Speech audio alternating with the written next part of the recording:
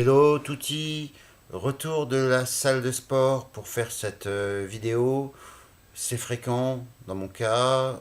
J'enregistre la plupart de mes vidéos, des vidéos de ma chaîne, soit de retour de la salle, soit de retour d'une nuit de travail ou d'une journée passée à animer des ateliers d'écriture.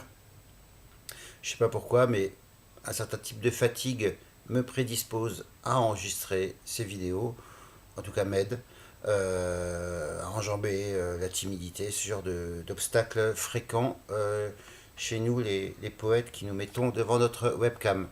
Donc retour à la salle de sport et retour à Antoine Albala avec son fameux livre Comment on devient écrivain. Parce que je n'ai pas tout dit dans la première partie, je n'ai même pas forcément dit grand-chose. D'abord, je n'ai pas présenté Monsieur Albala.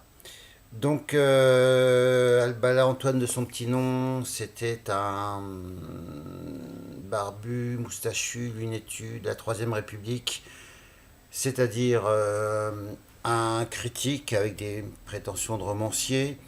Et il a écrit un certain nombre d'ouvrages, entre autres celui-ci, dont il n'a pas choisi le titre. À cette époque-là, déjà, les éditeurs pouvaient imposer des choses.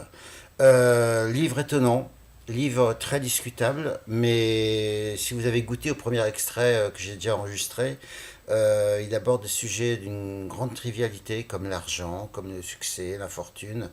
Je vais continuer le partage avec vous. Et justement, un extrait sur l'argent et le roman. Le roman est devenu un commerce comme celui de la betterave ou de la pomme de terre. Le mal n'est pas nouveau, dira-t-on.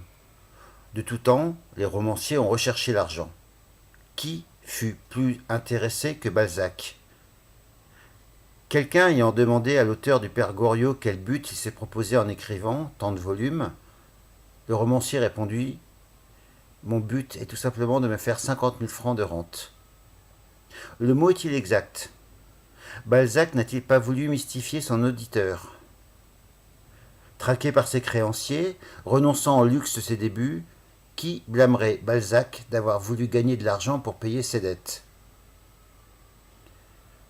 Il rêva toute sa vie la fortune, mais ses besoins d'argent n'influencèrent jamais sa conscience d'artiste.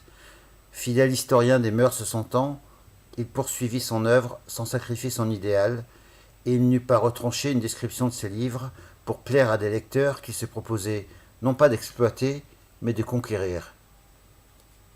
Il fut harcelé, non dominé par ses dettes, et il sauva du naufrage l'honneur du talent.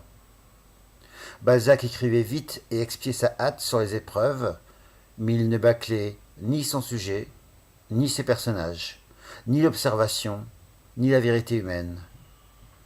Stendhal aussi produisait fiévreusement, et celui-là non plus n'a pas travaillé pour le succès. Il acheva sans faiblesse une œuvre qu'on ne devait lire qu'après sa mort, à une date qu'il fixait lui-même. Ce type d'écrivain est aujourd'hui introuvable. Seul Marcel Proust a donné cet exemple de désintéressement et de patience. On n'écrit plus des livres, on en fabrique. Je connais des auteurs qui refont chaque année l'ouvrage à la mode. Ils écriraient un poème épique si on en publiait encore. Voilà, un nouvel extrait signé Monsieur Albala. Alors, bon, tout ce qu'il dit sur Balzac, Stendhal, il suffit de lire quelques biographies pour... Bon, ça va prendre avec des pincettes, évidemment, toujours. Ce qui est intéressant chez Albala, c'est son approche des grands écrivains. Il n'en fait pas des vaches sacrées. Donc, encore une fois, il dit des choses extrêmement discutables, extrêmement subjectives, extrêmement... Mais il ne les porte pas forcément au pinacle. Il peut se montrer d'une grande injustice et parfois, il peut mettre dans le mille. Je vais partager avec vous un nouvel extrait. Je vous l'ai dit, la première partie, il y a plein de chapitres, il y a plein de sous-chapitres. Et donc là, on va attaquer une partie qui s'appelle le mauvais style. Comment ne faut-il pas écrire? Les débutants s'imaginent qu'il suffit pour être écrivain d'avoir de la facilité et du naturel. Ils ne se doutent pas qu'il y a une fausse facilité et un faux naturel. Et ils croient avoir un style à eux, quand leur style est tout simplement celui de tout le monde. On est dupe de sa verve, la phrase coule, le dialogue pétille, on ne prend pas garde que le fond et la forme sont du déjà lu et que tout cela ne peut faire qu'une œuvre insignifiante. Balzac signalait ce genre de style dans sa revue parisienne à propos d'Eugène Sue.